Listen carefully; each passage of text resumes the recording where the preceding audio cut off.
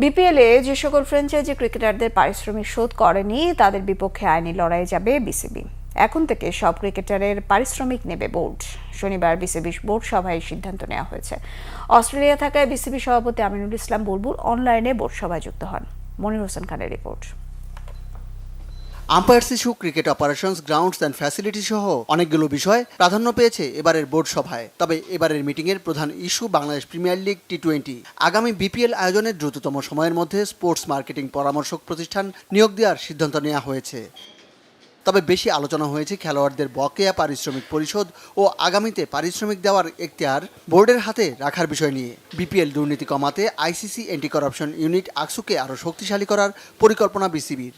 একটা লিস্ট করা হয়েছে যাদের কাছে অ্যাকাউন্ট সিটেতে আছেই, যারা এই ডিফল্ট লিস্টে আছে তাদের এগেনস্টে আমরা লিগ্যাল অ্যাকশনে যাচ্ছি। আমাদের অ্যান্টি করাপশন রাইট নাও আছে, এটাকে আমরা মনে করতেছি যে আরও এনহ্যান্স করতে হবে।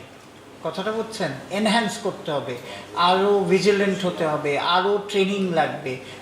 জুলিয়ান রস উডকে ব্যাটিং কনসালটেন্ট নিয়োগের সিদ্ধান্ত নেওয়া হয়েছে বোর্ড সভায়। মাইন্ড ট্রেনার হিসেবে নিয়োগ দেওয়া হয়েছে ডেভিড স্কটিকে। এছাড়া 2 বছরের জন্য টনি হেমিংকে প্রধান কিউরেটরের দায়িত্ব দেওয়া হচ্ছে। Basically he is the best, মানে ওয়ার্ল্ডের 2-3 জন গ্রাউন্ডসম্যান কিউরেটর এর মধ্যে একজন। তো তার মানে গতবারের তার এক্সপিরিয়েন্স বোধ বাংলাদেশ ক্রিকেট বোর্ড হয়তো ভালো ছিল, যখন আমরা আবার প্রপোজাল দিয়েছি সেই জন্যেই সে রাজি হয়েছে। ইফ ইউ ওয়ার হ্যাপি তাহলে কিন্তু টনি হেমিংসকে মনে করতাম না আনার জন্য। 7 বিভাগে বিসিবির আঞ্চলিক ক্রিকেট অ্যাসোসিয়েশন বাতিল করা হয়েছে। জাতীয় ক্রিকেট লিগে 4 দিনের ম্যাচে ঢাকা মেট্রোর পরিবর্তে খেলবে ময়মনসিংহ বিভাগ।